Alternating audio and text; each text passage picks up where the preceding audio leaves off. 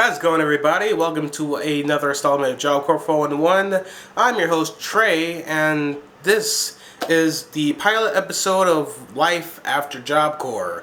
As I've stated previously in previous videos, this is the series of Job Corps videos that I make, chronicling my life after leaving the Job Corps program back about almost 2 years ago now, from September 2015 all the way until now, in the current time of January 2017. I'm not going to go into every bit of detail in one video. This is going to be, again, a series of videos. This being the pilot episode and all, I'll go into the basis of how I got to my job, and I'll talk about what I do in my job in a later video. For now, let's go into the very beginning. So, when I first applied for my job, I did it as a practice for obtaining a job during Job Corps. Now, not to say that I didn't think I was going to get the job, which was true to a degree. I really didn't think I was going to be able to get this job, but I did, and I basically ran with it ever since. I want to say that I've got this job after looking through available positions in the line of customer service while I was enrolled in advanced training, the TCU Advanced Training Course, while I was in St. Louis Job Corps Center. I was able to find this job through the website snagajob.com. For those of you who don't know, snagajob.com is a service where it's free, of course. You can just create an account there. You don't have to be a Job Corps student to use it. Anybody can use it. And use this to look for jobs in the area with any field you want or whatever jobs available. In my case, I looked for jobs that was available in the St. Louis area for customer service, and I saw this listing here for this company called Teletech. I've never heard of Teletech beforehand, so I really went to the job with very little knowledge about the company I was going to work for.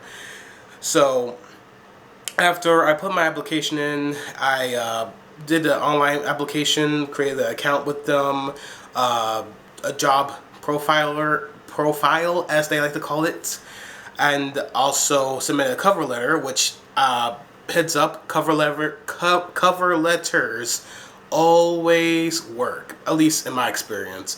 It shows that you are serious about wanting the job and that they'll actually take you a little more seriously than someone who just submitted a random application. If you have a resume and a cover letter involved, then they'll take a second glance at you like, maybe we could do something with this person.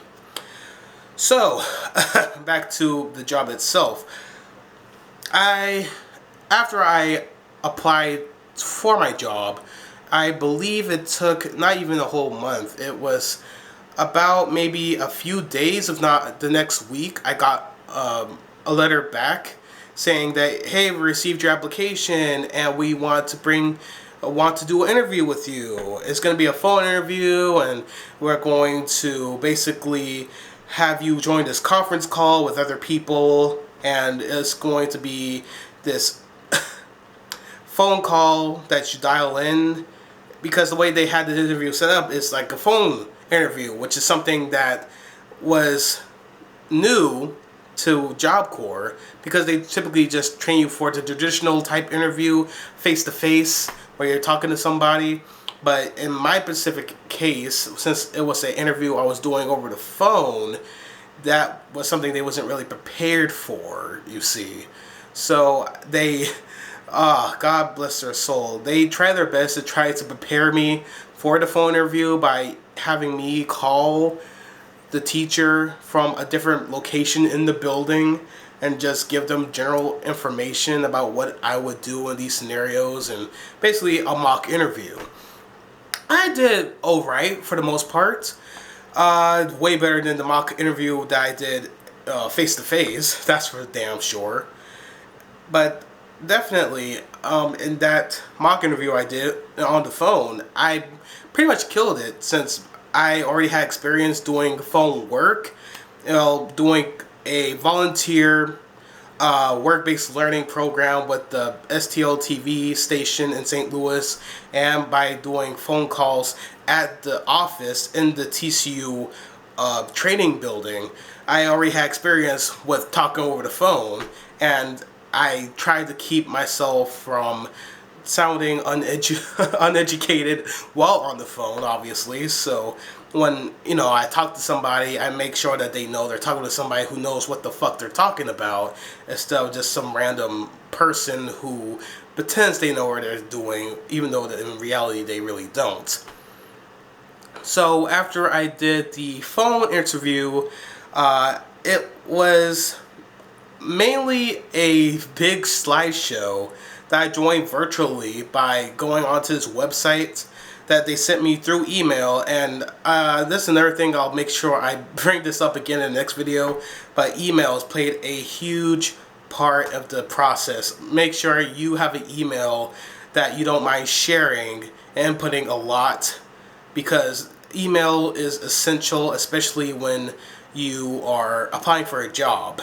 You make sure you have an email that is shareable, a presentable email, a professional email basically. Something like your name or alteration of your name, but nothing bougie like babygirl28@yahoo.com, nothing like that.